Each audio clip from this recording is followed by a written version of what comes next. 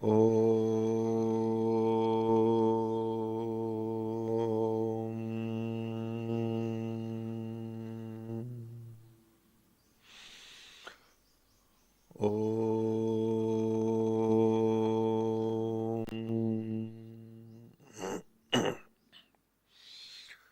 ओम सहनाववतु सहनौ भुनक्तु सह वीर्यं करवावहै तेजस्विनावधीतमस्तु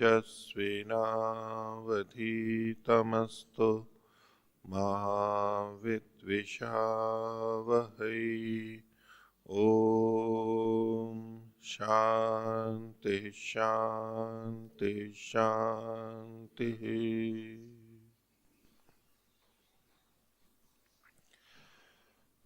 मीमांसा दर्शन की 16वीं कक्षा। एक तो इसकी ध्वनि बढ़ा दीजिए और इंद्र जी उसमें व्हाट्सएप समूह में सूचना कर दीजिए, सीधा प्रसारण आज नहीं हो रहा है मीमांसा वाले में। तो मीमांसा दर्शन, ठीक है। मीमांसा दर्शन प्रथम अध्याय प्रथम पाद का 5वां सूत्र हम देख रहे थे, जिसमें एक जो मत आया था कि ये सब कुछ निरालंबन है, बिना आलंबन यानी बिना बाहर की कोई वस्तु के, बिना वस्तु के, बिना अर्थ के ही हमें ज्ञान होता है, ये पक्ष प्रतिपादित किया था। उसका सिद्धांती ने उत्तर दिया और खंडन किया था।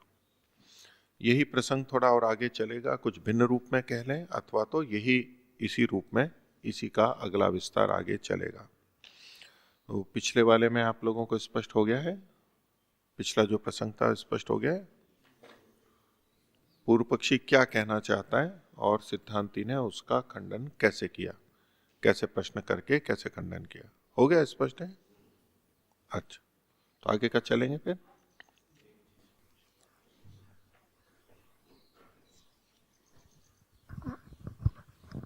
ओम नमस्ते मुनि जी। तो कल ये हमने जो देखा था निरालंबनवाद वाला, और नीचे भी आगे की भी मैंने आगे का भी पढ़ा था युधिष्ठिर मीमांसक जी का। तो आगे शून्यवाद है।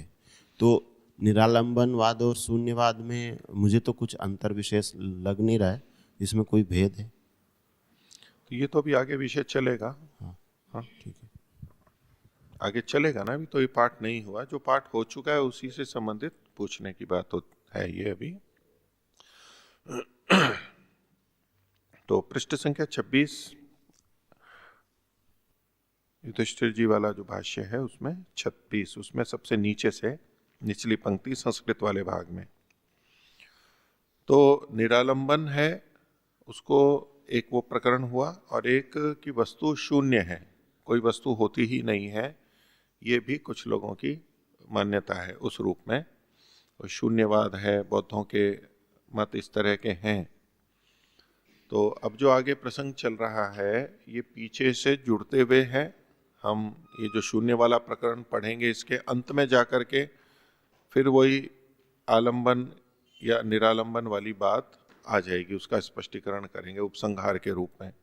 उसको देखेंगे तो ये दोनों एक ही प्रकरण है, और थोड़ा आप अलग भी देखना चाहते हैं तो अलग भी देख लीजिए कि भाई अब ये शून्यवाद प्रारंभ हो रहा है, उसका निषेध कर रहे हैं।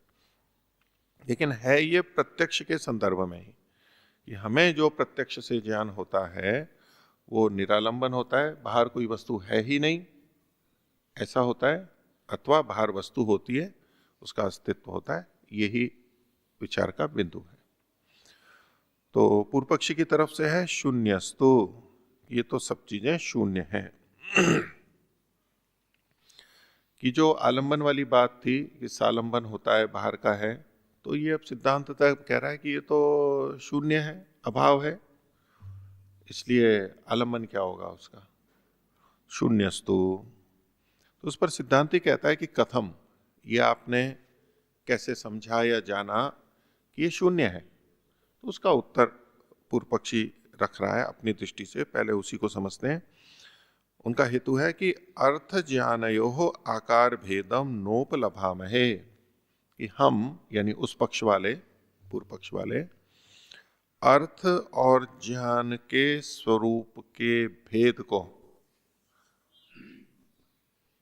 उपलब्ध नहीं कर रहे हैं, अर्थात दो अलग अलग नहीं है। अब जब शून्यम वस्तु कहा तो कहना चाहते हैं कि बाहर वस्तु नहीं है। ज्ञान को तो स्वीकार कर रहे हैं ये, लेकिन बाहर वस्तु नहीं है। तो बाहर वस्तु नहीं है, इसमें हेतु के रूप में ये प्रस्तुत कर रहे हैं, भूमिका बना रहे हैं कि हम यानी ये पूर्व पक्ष वाले ज्ञान के स्वरूप में और अर्थ के स्वरूप में, अर्थ का मतलब है जो आलंबन है, वो ज्ञेय वस्तु जिसको हम जान रहे हैं, जिससे संबंधित ज्ञान है, उन दोनों के स्वरूप में कोई भेद हमें नहीं प्रतीत होता है। यदि दो भिन्न भिन्न हों तो भेद प्रतीत होना चाहिए। आकार शब्द यहां पर स्वरूप का वाचक है। एक आकार शब्द हम रूप आदि की दृष्टि से या त्रिकोण, चतुष्कोण, आयताकार, वर्गाकार, अनियताकार, उस रूप में भी हम देखते हैं वो। यहाँ स्वरूप का, आकार शब्द का अर्थ है स्वरूप। स्वरूप अर्थ में भी आकार शब्द का प्रयोग होता है, ठीक। तो दूसरे अर्थ में भी आएगा, लेकिन यहां ये स्वरूप को प्रस्तुत करना है कि अर्थ ज्ञानयो हो आकार भेदम, अर्थ और ज्ञान के आकार का भेद नहीं मिलता है। नहीं मिलता है तो इसका मतलब है एक ही है। तो अर्थ कौन सी वस्तु हो गई? आलंबन। और ज्ञान हुआ जो हमारे अंदर रहता है। तो कहते हैं इन दोनों में कहां भेद होता है? क्या कोई भेद होता है क्या? वस्तु सफेद है तो ज्ञान में भी सफेद होगी, वस्तु के पूंछ है तो ज्ञान में भी पूंछ दिखाई देगी, पीले रंग का है, लाल रंग की गाय है तो वो ज्ञान होगा हमारे को। तो दोनों में कोई भेद नहीं होता है, जैसी वस्तु वैसे ही ज्ञान होता है हमारे पक्ष में। तो कहता है कि दोनों में तो कोई भेद है ही नहीं। भेद हो तो दो को अलग अलग माने, वस्तु अलग और ज्ञान अलग, ये दो भेद तो हम तब माने जब दोनों में कुछ अंतर तो हो। अंतर ही नहीं है, इसलिए हम वस्तु को नहीं मानते हैं, एक ही है बस। आगे और अपना हेतु बढ़ा रहे हैं। तो पहली बात हुई अर्थ ज्ञानयो हो आकार भेदम न उपलभामहे, इसका कोई हम भेद उपलब्ध नहीं करते हैं। आगे कहते हैं इन दोनों में से प्रत्यक्षा च नो बुद्धि ही, जो बुद्धि है, बुद्धि अर्थात ज्ञान अभिप्राय है यहाँ पर, बुद्धि है वो हमारे को प्रत्यक्ष है। क्यों? ज्ञान कहाँ होता है? हमारे को अंदर होता है ना। तो हमारे को पक्का है ना कि अंदर ज्ञान है, पक्का है ना कि अंदर ज्ञान हो रहा है, या उसमें भी संदेह होता है? ज्ञान है ना अंदर। हाँ, बाहर वस्तु है या नहीं उसमें संदेह हो सकता है, लेकिन जो अंदर ज्ञान हो रहा है वो तो ज्ञान हो ही रहा है, वो तो प्रत्यक्ष है, स्वानुभूत है। प्रत्यक्ष अर्थात अनुभूत है, हमारे को अंदर ज्ञान हो रहा है। तो जब अंदर वाला ज्ञान है, वो अनुभूत है, प्रत्यक्ष हो रहा है, तो बस वही है, उससे भिन्न कोई है नहीं। इससे सिद्ध हुआ कि बाहर कोई वस्तु नहीं है, अर्थात शून्य है, अभाव है। तर्क समझ में आ गया इनका? आगे देखिए, अतः तद भिन्नम अर्थ रूपम नाम न किंचित अस्ति इति पश्यामः। तो ये जो पीछे बात कही गई, जो दो वाक्य कहे गए थे कि अर्थ और ज्ञान के आकार भेद को हम नहीं देख रहे हैं, पता कर पा रहे हैं, यानी है, होता ही नहीं है, और बुद्धि जो है वो प्रत्यक्ष है, इसलिए अतः इस कारण से तद भिन्नम, तद भिन्न अर्थात बुद्धि से भिन्न यानी ज्ञान से भिन्न जो अर्थ रूप है, जिसको आप लोग बोलते हो, पूर्व पक्षी सिद्धांति वाले पक्ष में कहेगा जिसको आप लोग कहते हो, वो जो अर्थ रूप है, इस नाम की कोई वस्तु हम नहीं देखते हैं, मतलब हमें इसका कोई बोध तो नहीं होता, कोई ज्ञान नहीं होता है। तो इससे क्या सिद्ध का किया कि वो बाहर शून्य है। हो गया यहां तक पूर्व पक्ष।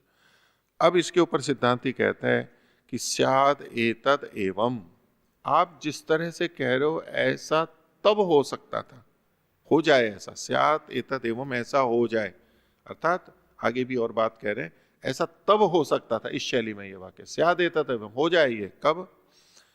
यदि, वहां पर फिर कोई हेतु आएगा, शर्त आएगी, नियम आएगा कि ऐसा होता तो ऐसा हो जाए।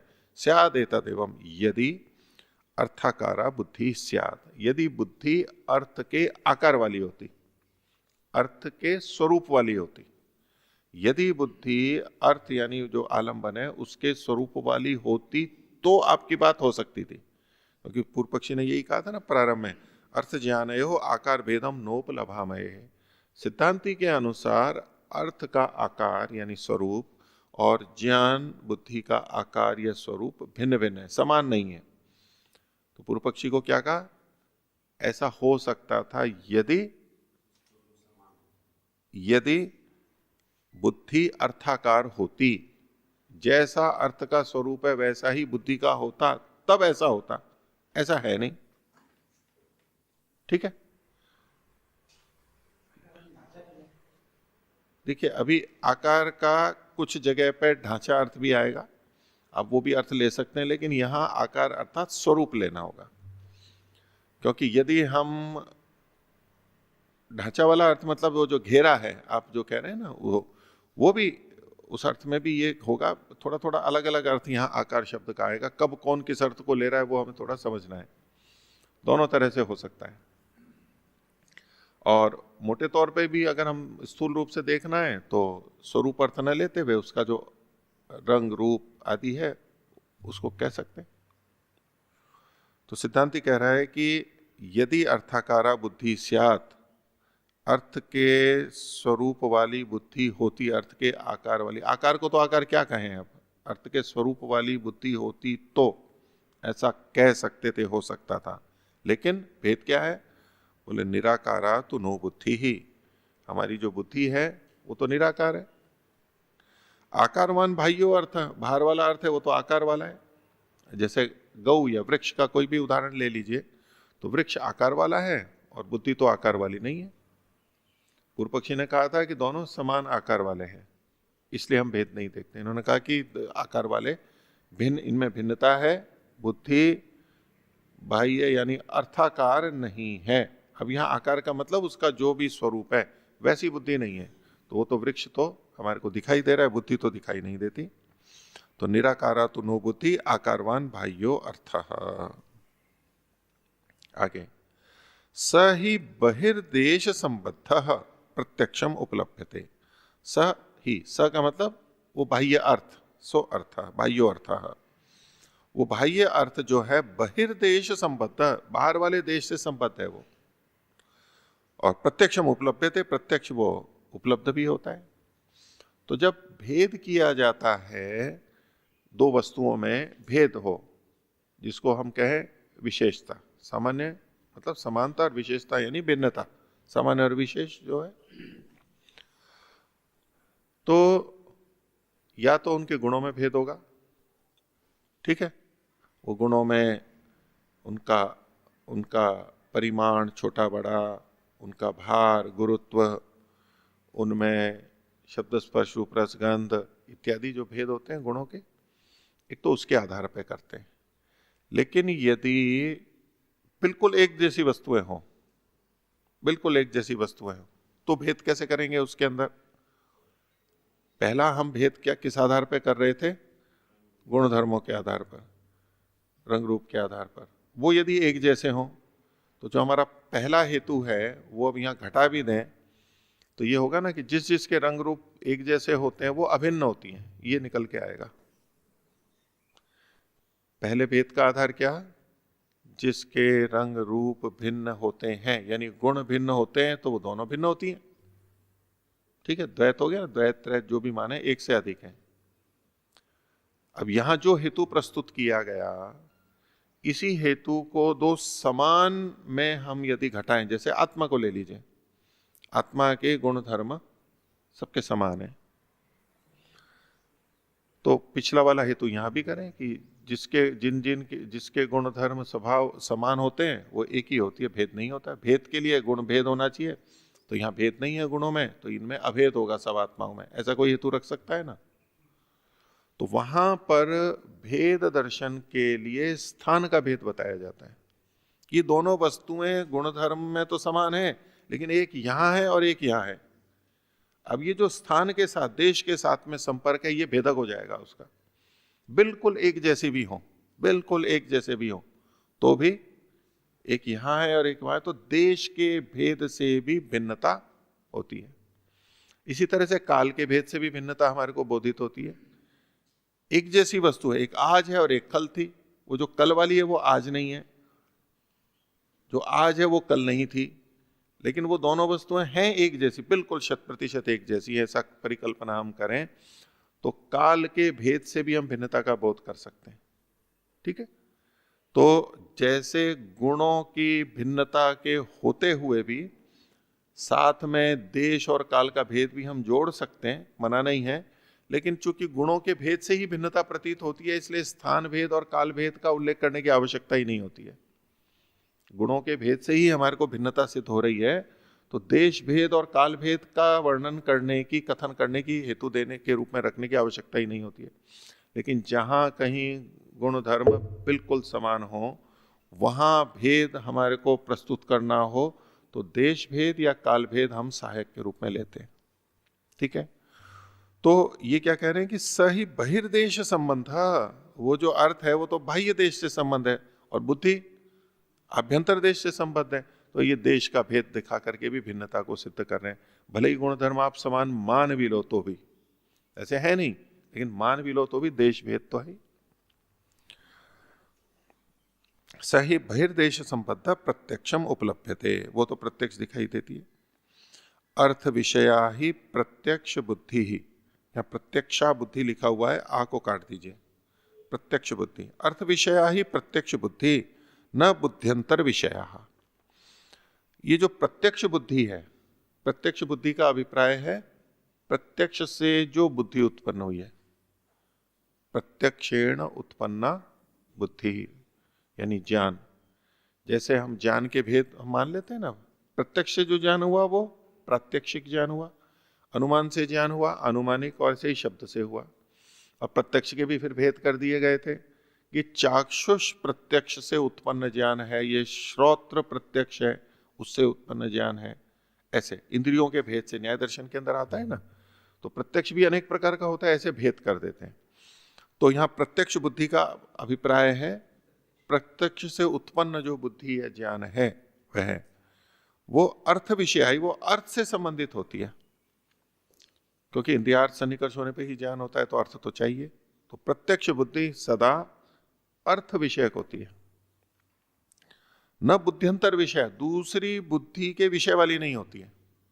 दूसरी बुद्धि के विषय का अभिप्राय है आलंबन के रूप में दूसरी बुद्धि या ज्ञान हो, उस विषय वाली नहीं होती है वो।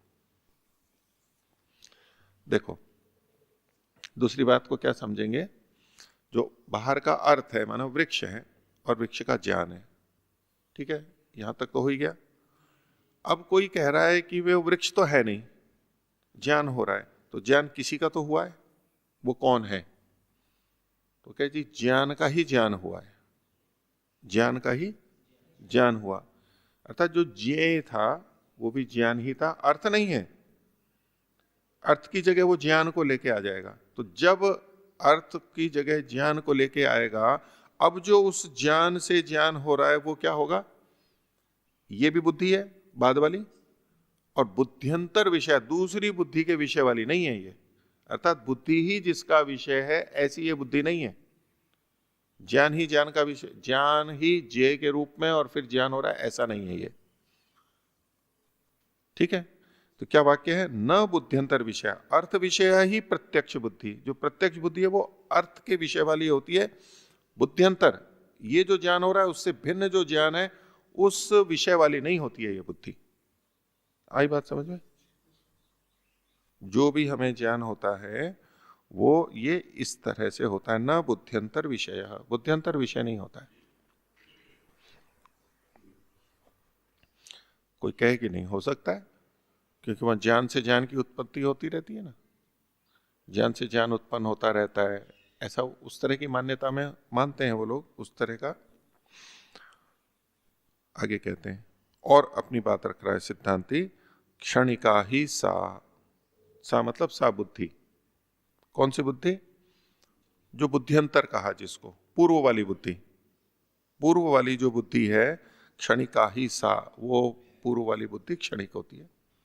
उनके मत में भी है और सिद्धांतिक मत में भी। न बुद्ध्यंतर कालम अवस्थास्यते, जो दूसरा बुद्धि उत्पन्न होने वाली है बाद वाली, उसके काल में वो रहेगी ही नहीं। उस पक्ष में जहां वो क्षणिकवाद भी मानते हैं, वस्तु शून्य माना, अनेक मत है उनके, तो जो क्षणिकवाद में मानेंगे तो वस्तु एक क्षण में उत्पन्न होती है, रहती है, और दूसरे तीसरे क्षण में स्वसमान को उत्पन्न करके नष्ट हो जाती है। तो यदि एक ज्ञान दूसरे ज्ञान को उत्पन्न कर रहा है, तो ये जो पहले वाला ज्ञान है वो क्षणिक था, तो ये इसको उत्पन्न करके समाप्त हो गया, तो ये किसका ज्ञान करेगी?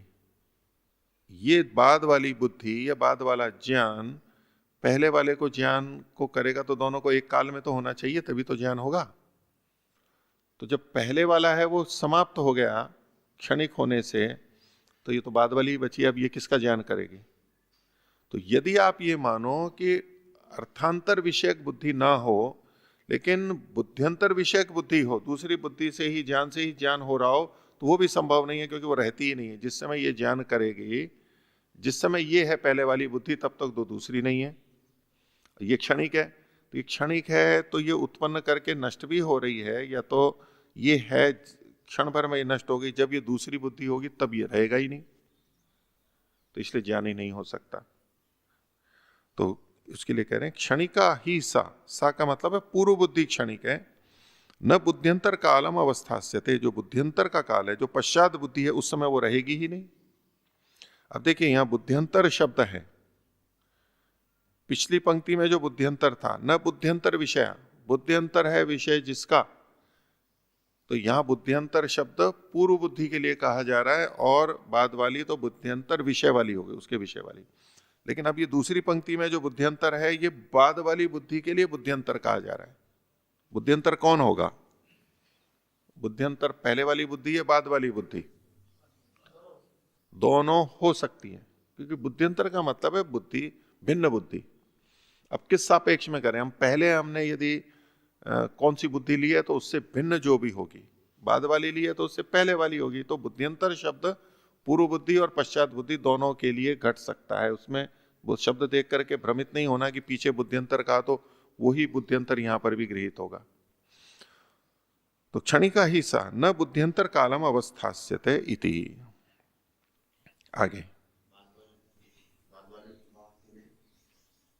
ओम नमस्ते मुनि। बाद वाले वाक्य में तो पहले वाली बुद्धि को बताया जा रहा है, और उस जो पहला वाक्य था न बुद्ध्यंतर विषया, ये बाद वाला जो ज्ञान हो रहा है उसको बताया जा रहा है, उल्टा हो। देखो बुद्ध्यंतर शब्द को लेना है केवल, हाँ उसी का कह रहा हूँ। आपका वाक्य कुछ भिन्न था जी। ध्यान दो। बुद्ध्यंतर शब्द, बुद्ध्यंतर विषया, इस शब्द को आप बोलोगे तो इसका अभिधेय कौन है? अब आप केवल बुद्धि शब्द बोलोगे तो कोई विवेक होगा क्या? अब पूर्व बुद्धि उत्तर बुद्धि विशेषण तो आपको लगाना पड़ेगा, दोनों ही बुद्धि है, ये कोई उत्तर हुआ क्या? हाँ। कि बुद्धि है वो, ठीक, मैं यही तो प्रसंग है। जी। पहले वाले वाक्य में बुद्ध्यंतर विषया, इस शब्द से किस बुद्धि को कहा जा रहा है? पश्चात, बाद वाली को। ठीक। बुद्ध्यंतर विषया में जो बुद्ध्यंतर शब्द है वो किस बुद्धि को कहा जा रहा है? भिन्न बुद्धि। अच्छा, इसी वाक्य में पहले वाली बुद्धि, पूर्व बुद्धि को, यूं हाँ, बोलो। पूर्व आप बुद्धि, बुद्ध्यंतर को बुद्ध्यंतर शब्द से नहीं खोल सकते आप, ठीक है, आपको पूर्व उत्तर शब्द देना होगा। ठीक है। बुद्ध्यंतर विषया शब्द तो किसको बोल रहा है? पश्चात बाद वाली बुद्धि को। लेकिन बुद्ध्यंतर विषय में जो बुद्ध्यंतर है शब्द वो पूर्व वाली वो की। पूर्व बुद्धि को बोल ठीक रहे हैं। है। हो गई बात? ठीक। अब पीछे वाला नीचे वाला देखिए, क्षणिका ही सा क्षणिका, कौन सी? पूर्व बुद्धि। पूर्व बुद्धि। अब इसके बाद में न बुद्ध्यंतर कालम अवस्थास्यते, बुद्ध्यंतर के समय वो नहीं रहती है। ठीक है। तो ये बुद्ध्यंतर शब्द किसके लिए आया? बाद वाली। बाद वाली के। ठीक। हो गया, बस यही कहना है। आप यही समझे थे पहले? अभिधेय तो समझ गया था दोनों वाक्यों का, लेकिन बाद वाले में बुद्ध्यंतर कालम, ये जो पश्चात वाली बुद्धि का विशेषण है, ये अभी बाद वाली बुद्धि के लिए है बुद्ध्यंतर शब्द। इसी बात को मैं बता रहा था कि बुद्ध्यंतर शब्द पूर्व वाक्य में पूर्व बुद्धि के लिए है और बाद वाले में उत्तर बुद्धि के लिए। ठीक, आगे देखिए। अब एक बात कह रहे हैं कि यदि पूर्व पक्षी ऐसा कहे तो, यहां तक सिद्धांती ने रखा, पूर्व पक्षी की बात को सिद्धांती ही बोलते हैं। इति चेत करके जो वाक्य आएगा तो देखिए, उत्पत्त्यमाना एव असौ जायते जापयति च अर्थांतरम प्रदीपवत। ये विपरीत अल्प विराम में है। इति यद उच्यते, ये जो कहा जाता है, पूर्व पक्षी अपनी बात को रखे इस रूप में। सिद्धांत कह रहा है कि अगर पूर्व पक्षी ऐसा कहे तो क्या कहे, तो उसको समझिए। बोले ये जो बुद्धि है अंदर, ज्ञान, बुद्धि मतलब ज्ञान, ये उत्पद्यमाना एवं असौ जायते, ये उत्पन्न होती हुई ही जानी जाती है। बुद्धि जो जानी जाती है, कब जानी जाती है? उत्पन्न होती हुई जानी जाती है। अंदर ज्ञान हमारा जो है उत्पद्यमाना एवं असौ जायते, और जापयति च अर्थांतरम, और वो अर्थांतर को बता भी देती है, दूसरे अर्थांतर को। ठीक है, उत्पन्न होती हुई बुद्धि जानी जाती है और वो अर्थांतर को, यानी जिस विषय से संबंधित होगी उसको भी जना देती है। कैसे? उदाहरण दिया, प्रदीपवत, प्रदीप के समान। दीपक है, दीपक उत्पन्न होता हुआ जाना जाता है, उसकी लौ, ठीक है, बत्ती उसकी, वो उत्पन्न होता हुआ जाना जाता है और ये अर्थांतर को भी जाना देता है, जो वस्तु है वही दीपक। ठीक है, ये अगर ऐसा पूर्व पक्षी कहे तो, ये पूर्व पक्षी की बात है, बात तो ठीक ही है ना, बात तो गलत नहीं है ना। दीपक आया तो दीपक उत्पन्न होता हुआ स्वयं को भी जना देता है, जाना जाता है, और वस्तुंतर को भी जना देता है। ठीक है, तो ये पूर्व पक्षी ने कहा और सिद्धांत इसका खंडन करेगा। इति यद उच्यते, ये जो बात कही जाती है आपके द्वारा, आपके पक्ष वालों के द्वारा, ततना, ये ठीक नहीं है। क्यों नहीं है? न ही अज्ञाते अर्थे कश्चित बुद्धिम उपलब्धते, न ही अर्थे अज्ञाते, अर्थ के न जानने पर, कश्चित बुद्धिम उपलब्धते, किसी बुद्धि को प्राप्त करता है। बुद्धि को जो प्राप्त करता है, यानी ज्ञान को जो प्राप्त करता है व्यक्ति, अज्ञाते अर्थे न कश्चित बुद्धिम उपलब्धते, इसको आप अज्ञाते अर्थे, अज्ञात जो अर्थ है ऐसे न करके अर्थे अज्ञाते ऐसे कीजिए। न ही अर्थे अज्ञाते, अर्थ को यदि न जाना जाए, समझ रहे हैं? अर्थ को यदि न जाना जाए तो न कश्चित बुद्धि में उपलब्ध है, कोई बुद्धि उपलब्ध नहीं होती है। पूर्व पक्षी ने क्या कहा था कि बुद्धि उपलब्ध होते हुए जानी जाती है और फिर वही अर्थ को जनाती है। तो ये जो बुद्धि जानी जा रही है उसके लिए सिद्धांती कह रहा है कि बिना अर्थ को जनाने वाली कोई भी ज्ञान तो जाना ही नहीं जाता है। जो आप कह रहे हो ना कि ज्ञान को जाना हमने, बुद्धि को जाना, तो ऐसा ज्ञान जो कि अर्थ को न जाना रहा हो, ऐसा तो ज्ञान जाना ही नहीं जाता है कभी, ऐसा तो ज्ञान होता ही नहीं है। क्रम पे ध्यान देना।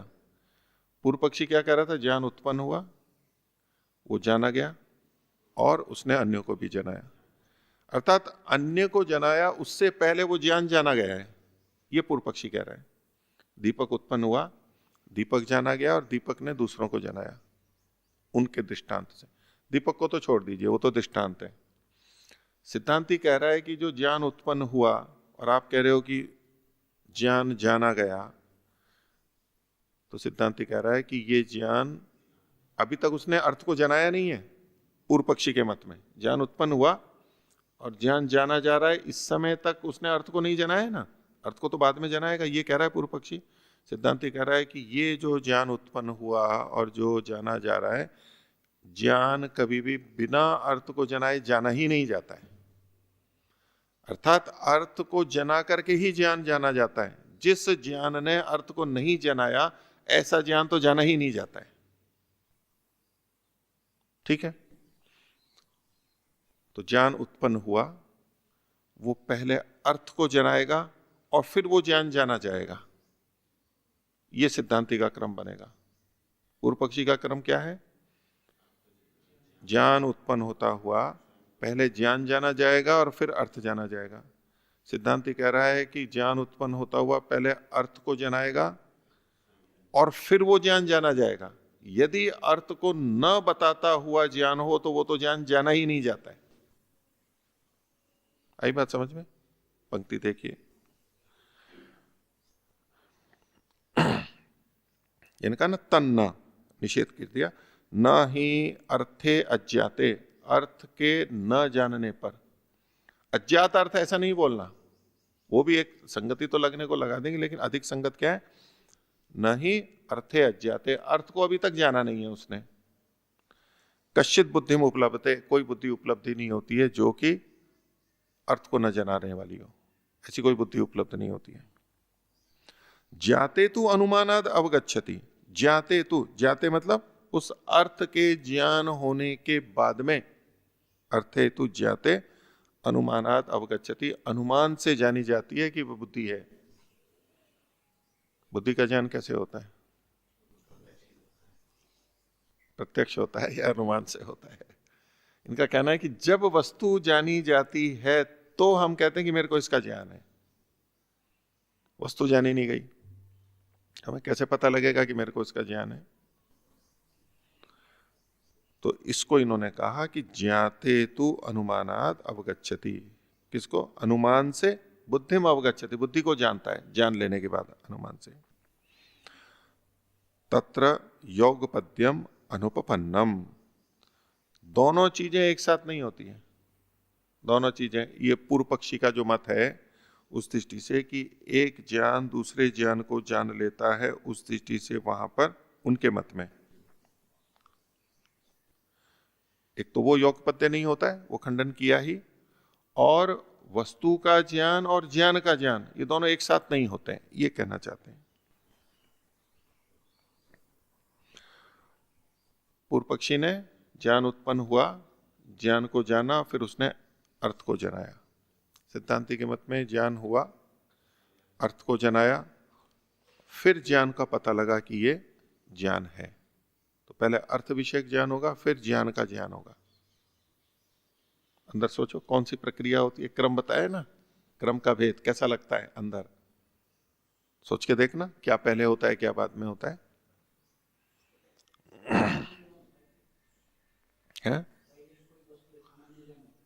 पहले वस्तु का सामान्य ज्ञान होता है,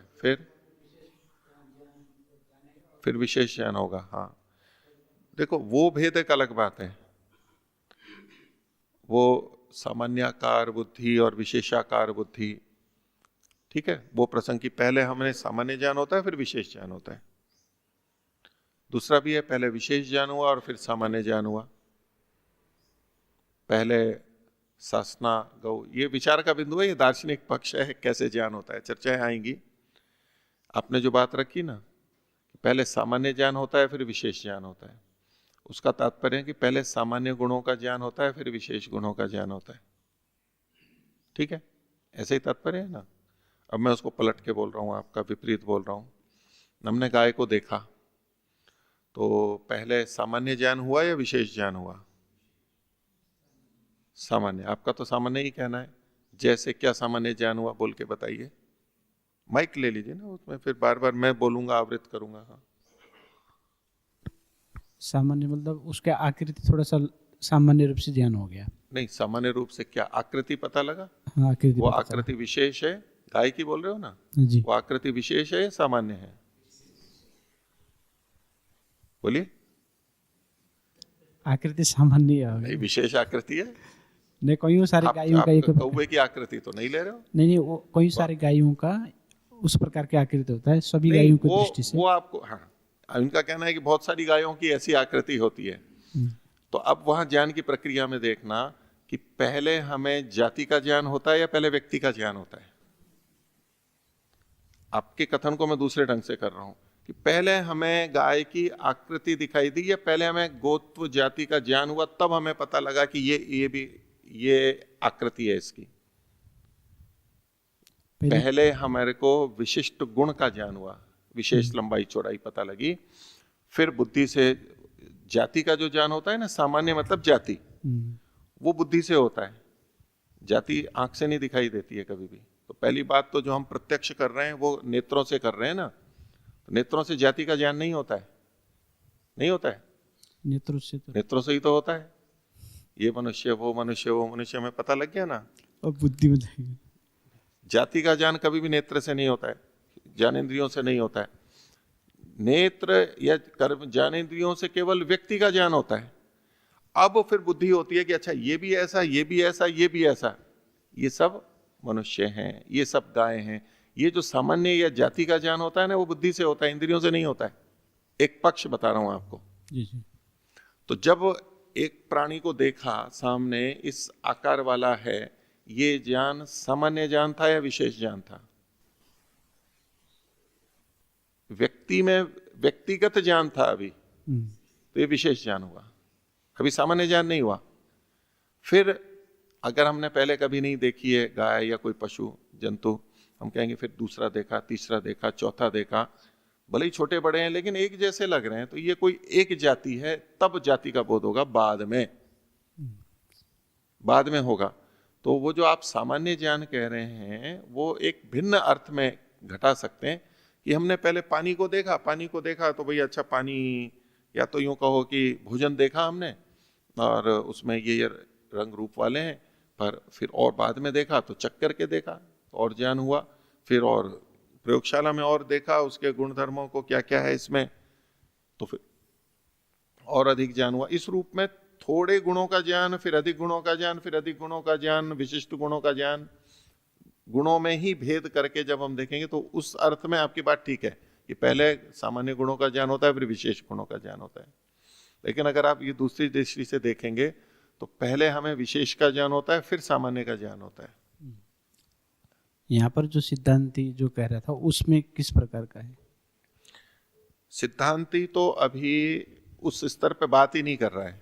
जो आप कह रहे हो ना, आपने जो प्रश्न उठाया वो एक भिन्न विषय है, वो यहाँ नहीं के चर्चा है, वो अच्छा। ये विषय नहीं है, वो आगे आगे आ जाएगा विषय।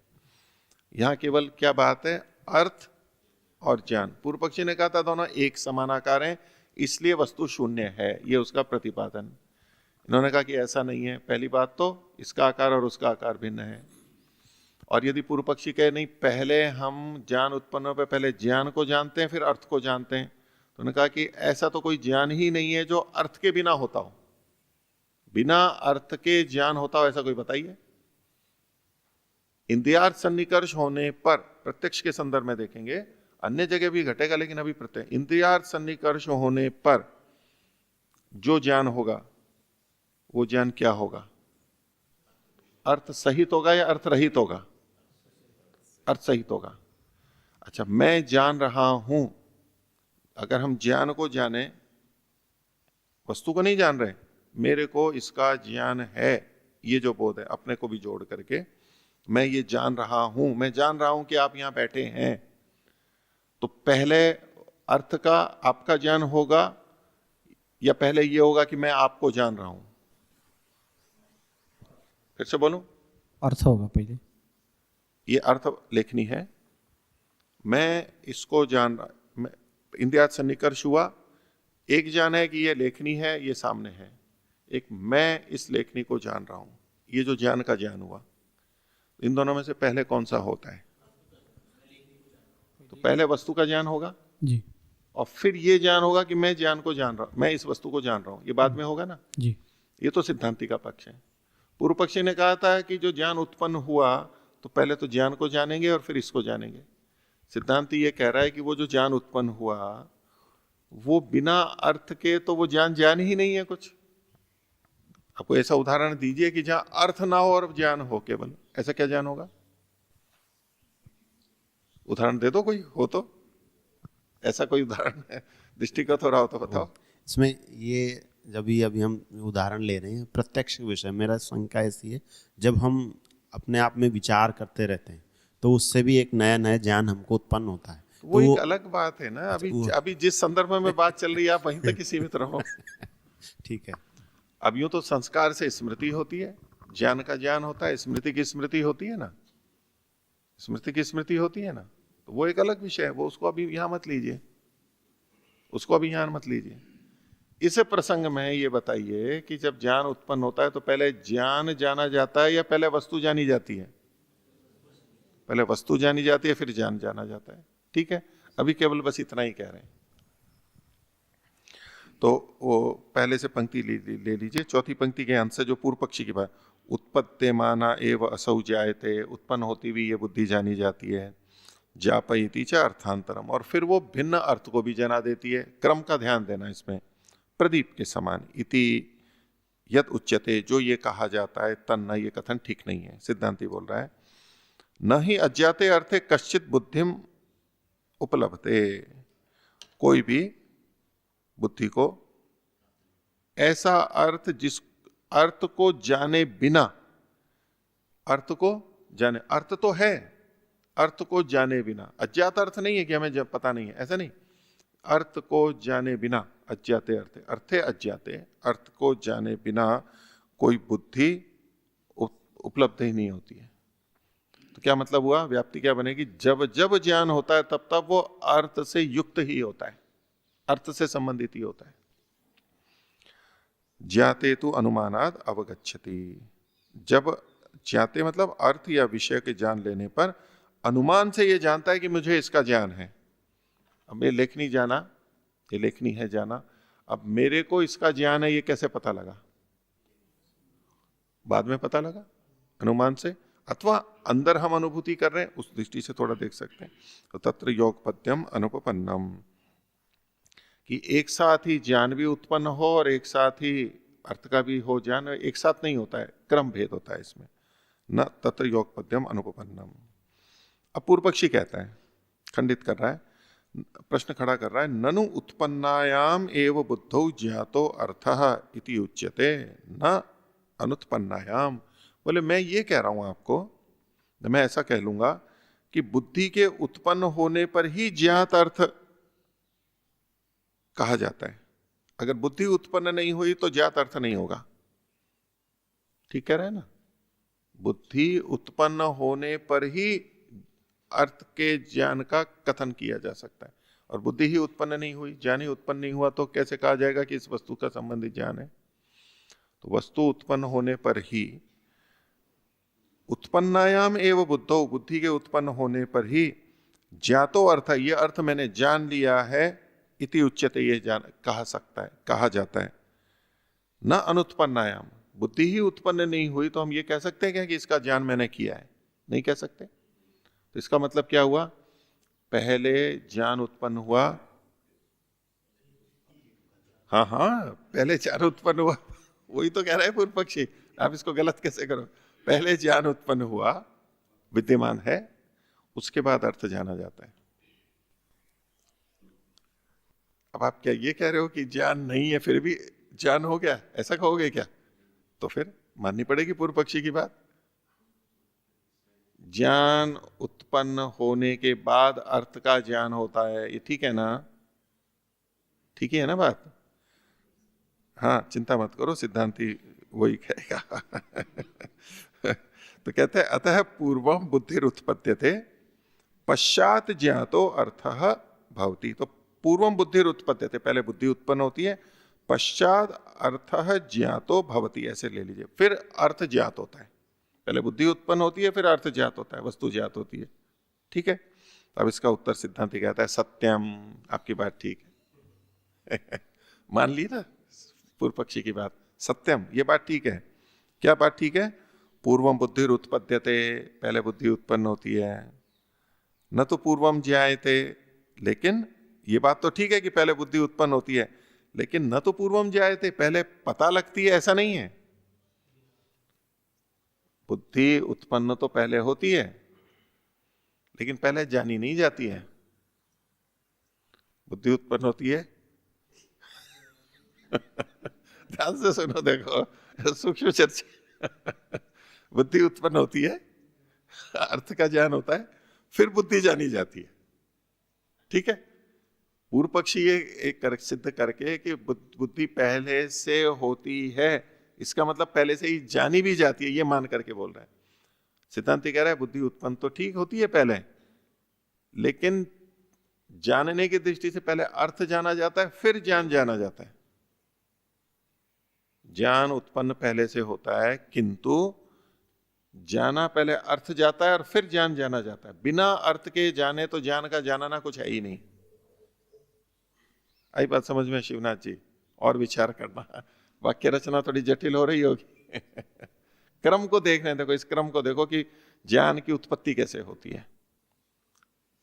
नया विषय है ना ये, तो इस विषय में तो चर्चा नहीं आई होगी ना पहले, व्याकरण में तो खैर आएगी ही नहीं, वाक्यपदियम में कहीं हो अथवा दर्शनों में थोड़ी बहुत आएगी, लेकिन ये वैशिष्ट है। ये जो प्रश्न उत्तर चल रहा है ना, इससे हमारी प्रक्रिया क्या होती है बोध की, वो बताया जा रहा है। तो अतः पूर्वम बुद्धि उत्पत्त्यते पश्चात ज्ञातो अर्थः सत्यम, नहीं, हाँ यहां तक हो गया, पश्चात ज्ञातो अर्थः सत्यम पूर्वम बुद्धि उत्पद्यते। बोले ये बात तो ठीक है कि पहले बुद्धि उत्पन्न होती है, न तो पूर्वम जायते, लेकिन बुद्धि पहले पता ज्ञात नहीं होती है, पहले तो अर्थ ही ज्ञात होता है, ये तात्पर्य है। आगे देखिए, भवति ही कदाचित एतत् यज्ञातोपि अर्थः सन अज्ञाता इत्युच्यते। बोले कभी ऐसा भी होता है कि जो अर्थ ज्ञात है, ज्ञात होता हुआ भी वो अज्ञात कहा जाता है, ज्ञात होता हुआ भी अज्ञात कहा जाता है।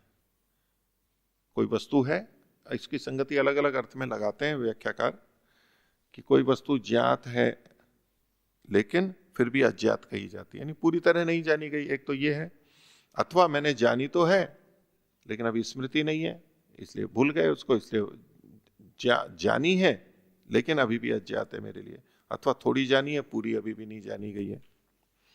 आगे, न च अर्थ व्यपदेशम अंतरेण बुद्धे रूपोपलंबनम। बोले अर्थ के व्यपदेश के बिना, अर्थ मतलब वस्तु, उसके व्यपदेश यानी निर्देश ज्ञान के बिना न बुद्धे रूपोपलंबनम, बुद्धि के रूप का यानी स्वरूप का ग्रहण ही नहीं होता है।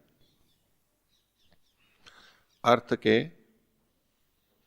कथन के बिना बुद्धि के स्वरूप का ग्रहण ही नहीं होता है। बुद्धि का स्वरूप ही क्या है कि वो अर्थ का निर्देश कराती है, यही तो ज्ञान का लक्षण हुआ ना एक, कि वो अर्थ का कथन करती है, व्यपदेश करती है, निर्देश करती है। तो अर्थ के यानी वस्तु के निर्देश के बिना तो बुद्धि का ग्रहण ही नहीं होता है।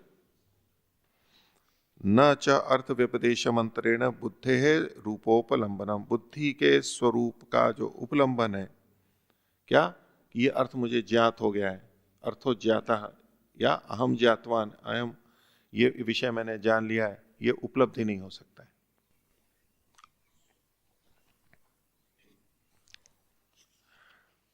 तस्मात् न व्यपदेश्या बुद्धि ही, इसलिए बुद्धि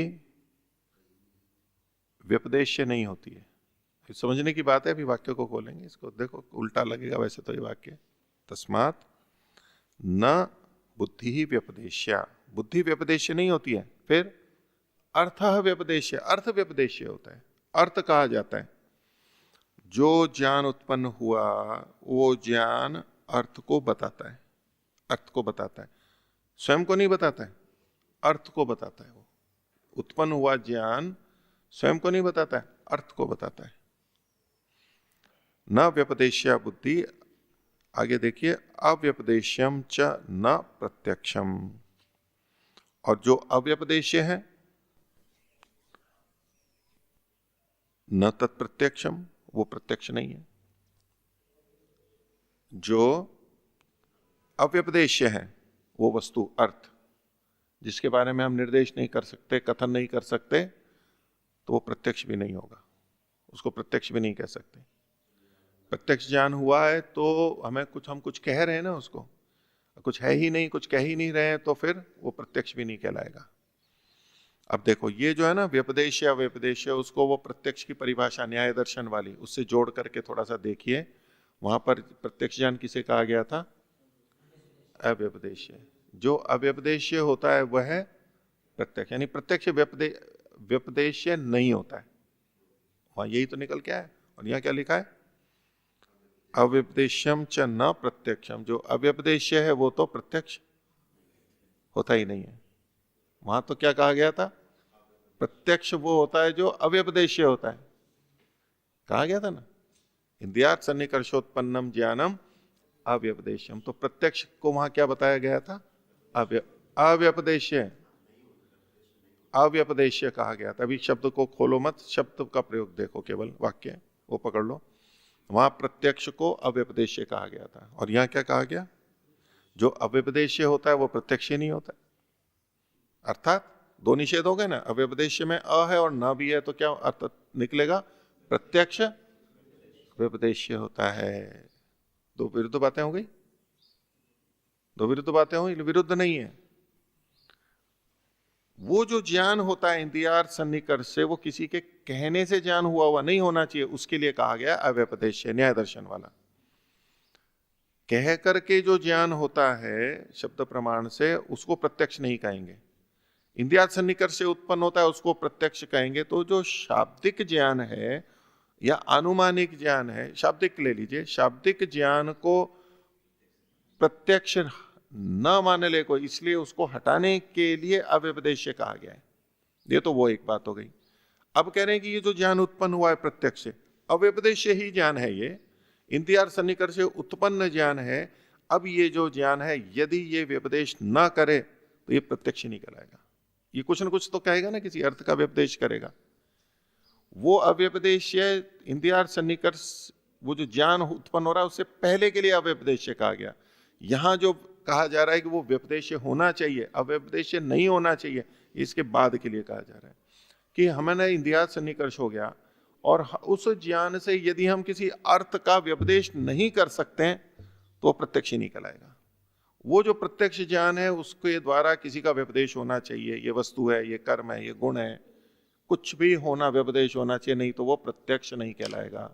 अब व्यपदेश का अर्थ समझ के, दोनों जगह भिन्न भिन्न संदर्भों में है, स्थान भेद है, ठीक है। तो इन्होंने कहा अव्यपदेश्यम च न प्रत्यक्षम, जो अव्यपदेश्य होता है, यत और तत् को जोड़ लेना, यत अव्यपदेश्यम तत् न प्रत्यक्षम। जो अव्यपदेश्य होगा, जिसमें आप कुछ कह नहीं सकते किसी वस्तु को, तो वो प्रत्यक्ष ही नहीं कहलाएगा। तस्मात् अप्रत्यक्षा बुद्धि ही, तो बुद्धि जो है वो अप्रत्यक्ष है। पीछे जो कहा गया था ना अनुमेया, बुद्धि के लिए कहा था ना अनुमेय, अर्थ है वो तो प्रत्यक्ष हो रहा है और बुद्धि अनुमान से पता लगती है, उसी बात को यहां पर कहा अव्यपदेशम च न प्रत्यक्षम तस्मात् अप्रत्यक्षा बुद्धि। बुद्धि तो अप्रत्यक्ष है, प्रत्यक्ष कौन होगा? वो वस्तु, अर्थ होगा।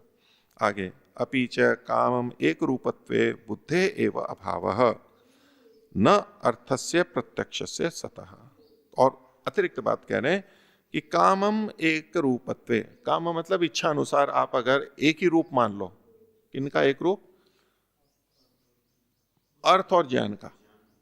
जो पूर्व पक्षी ने प्रारंभ किया था ना, बुद्धि और अर्थ का एक रूपत्व, यानी समान आकार वाले हैं।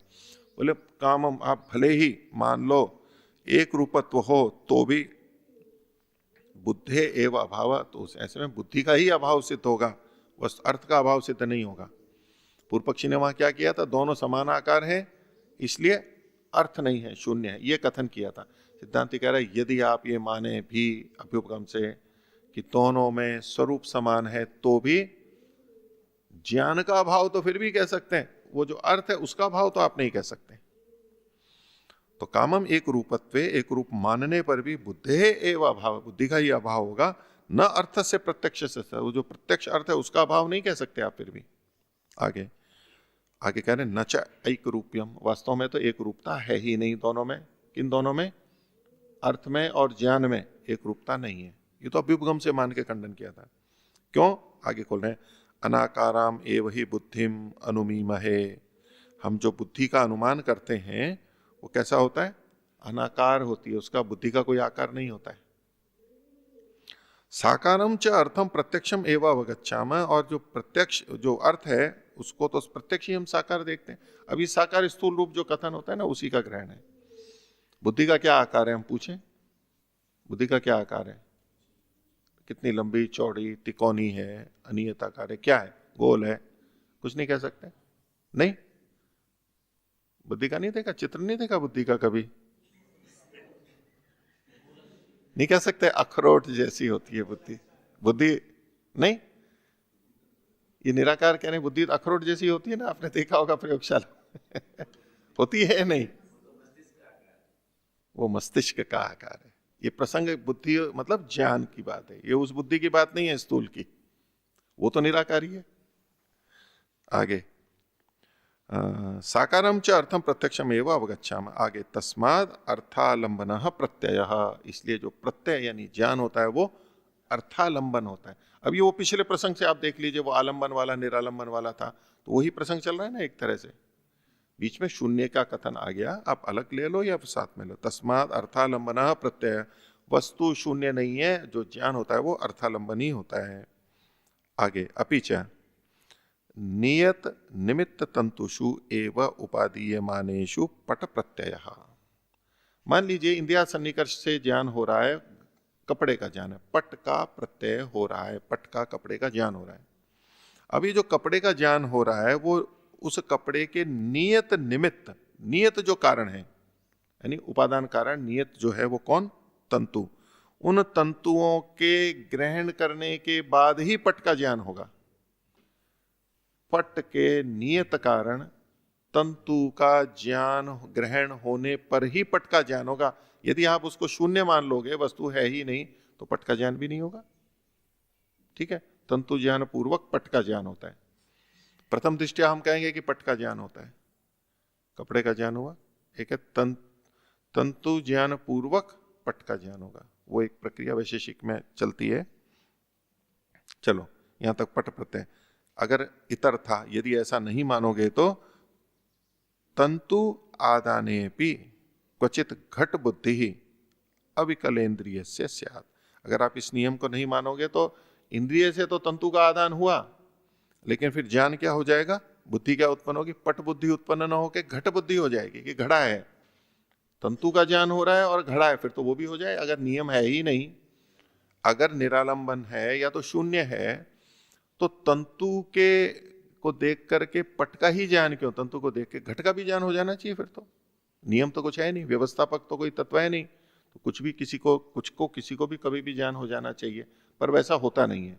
इसका अभिप्राय हुआ निरालंबन ज्ञान नहीं होता है, सहेतुक सालंबन ज्ञान होता है। तो नियत निमित्त तंतुषु एवं उपादीयमानेषु पट प्रत्यय इतर्था तंतु आदाने अपि क्वचित घट बुद्धि ही अविकलेन्द्रिय से स्यात्। अविकलेन्द्रिय से इसलिए कह दिया कि विकल यानी रोग, जो दोष होता है, तो अविकल मतलब पूरी इंद्रिय, संपूर्ण गुणों से युक्त। क्योंकि कोई कह सकता है जी हाँ, किसी को था तो पट, लेकिन उसने घट समझ लिया, हो सकता है ऐसा, बुद्धि मतलब इंद्रिय ठीक नहीं है, चक्षु इंद्रिय, कपड़ा ऐसे ही गोलमाल करके रखा हो कहीं, यूं ही ढंग से दिखा नहीं, गोल गोल लगा, बोले ये तो घड़ा होगा और नीचे रखा हुआ है, ऐसा घड़ा होगा, ऐसा सोच सकता है ना कोई। तो विकलेंद्रिय को भले ही ऐसा हो जाए तो उसको हटाने के लिए अविकलेंद्रिय, इंद्रिय ठीक है तो किसी को भी पट में घट बुद्धि नहीं होगी। न च एवं अस्ति, ऐसा होता नहीं है, चूंकि कौन सा, तंतु के आदान पर भी घट बुद्धि होवे, बोले ऐसा न चैवम अस्ति, ऐसा होता नहीं है। अतो न निरालंबन प्रत्यय, इसलिए जो ये प्रत्यय ज्ञान है वो निरालंबन नहीं है। फिर वही उसी तरह से उपसंहार आ रहा है, अतो न व्यभिचरति प्रत्यक्षम, इसलिए प्रत्यक्ष में व्यभिचार दोष नहीं है, प्रत्यक्ष को अप्रामाणिक नहीं कह सकते, प्रत्यक्ष का भी अपना प्रमाण है। हो गई बात, तो इतना ही रखते हैं आज का पाठ। प्रणव ध्वनि।